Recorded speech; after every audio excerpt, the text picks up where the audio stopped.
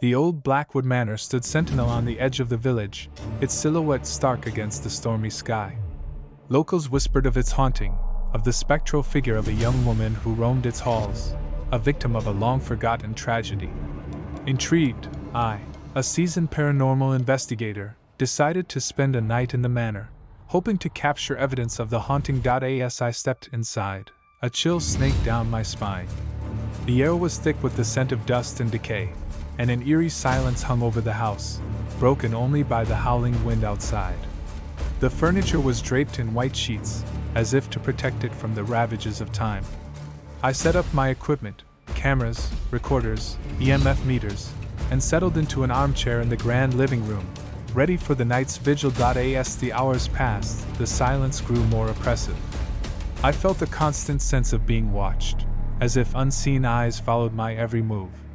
Then I heard it, a soft, mournful sob, echoing from the upper floor. My heart pounded against my ribs as I grabbed my flashlight and cautiously made my way upstairs. The source of the sob seemed to come from the master bedroom. I crept towards the door, my flashlight beam cutting through the darkness. As I approached, I noticed a strange reflection in the full-length mirror hanging on the wall.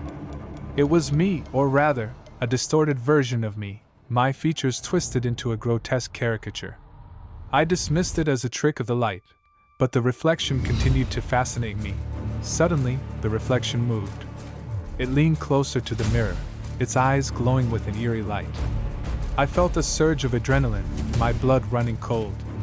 The reflection reached out a skeletal hand, its fingers elongated and clawed, and began to touch my face. I recoiled in horror, stumbling back.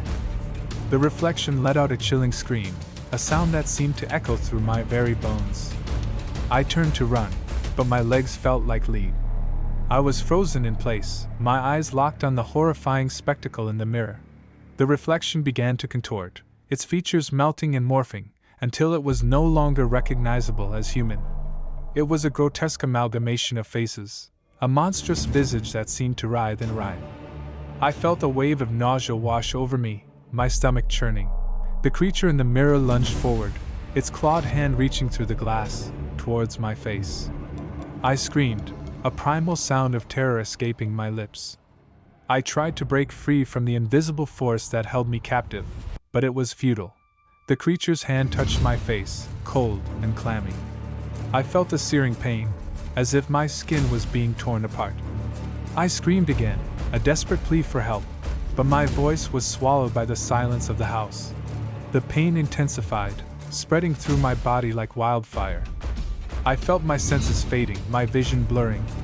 The creature in the mirror continued to torment me, its laughter echoing through the room, a chilling, guttural sound. Then, darkness. I awoke with a start, gasping for breath.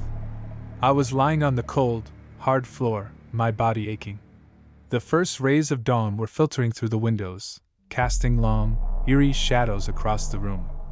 I looked up at the mirror, expecting to see the monstrous reflection, but it was gone. I stumbled to my feet, my body trembling. I gathered my equipment, my mind racing with the events of the night. Had it been a dream? Or was it a terrifying encounter with something truly evil?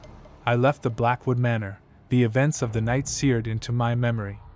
I never returned, and I never spoke of what I had seen. The haunting of the Blackwood Manor remained a secret, buried deep within my soul, a constant reminder of the terrifying power of the unknown. The experience at Blackwood Manor left an indelible mark on me. The chilling laughter, the searing pain, the grotesque visage in the mirror, it all haunted my dreams for weeks afterward. I became obsessed with understanding what I had encountered, delving into the history of the manor, researching local folklore, and even consulting with paranormal experts. I discovered that the manor had a dark history, a history of tragedy and despair. A young woman named Eleanor Blackwood, the only daughter of the manor's original owner, had been tragically killed in a fire that swept through the house decades ago. It was said that her spirit was still trapped within the walls, forever bound to the scene of her demise. But the more I learned about Eleanor Blackwood, the more I realized that the entity I had encountered was something far more sinister. It was not the ghost of a tragic young woman, but something that had latched onto her despair, feeding on her suffering. It was a malevolent force, a creature of pure evil that had used the mirror as a gateway to torment me. The experience at Blackwood Manor changed me forever. It instilled in me a profound respect for the unknown, a healthy dose of skepticism towards the supernatural, and a deep-seated fear of mirrors. I continued my work as a paranormal investigator, but I approached each case with a newfound caution, a healthy dose of skepticism, and a constant awareness of the unseen dangers that lurked in the shadows. The haunting of Blackwood Manor remained a secret, a dark chapter in my life that I rarely spoke of.